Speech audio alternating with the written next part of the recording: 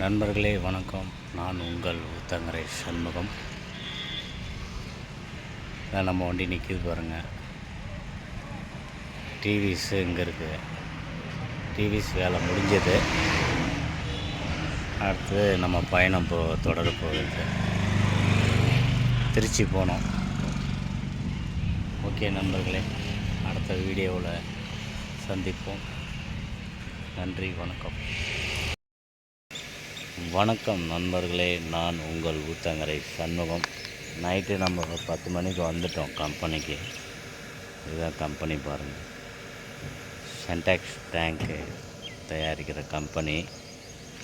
லால்குடி பக்கத்தில் ரெட்டிமாங்குடி என்ற கிராமத்தில் இருக்கோம்.